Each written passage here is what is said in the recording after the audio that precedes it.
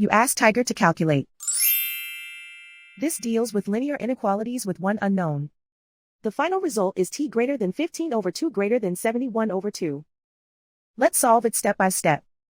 Isolate the t. Divide both sides by 50.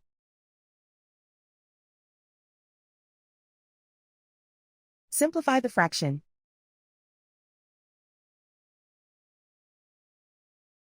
Find the greatest common factor of the numerator and denominator.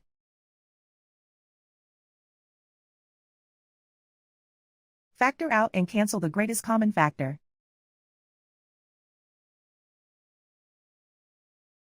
Plot the solution on a coordinate grid.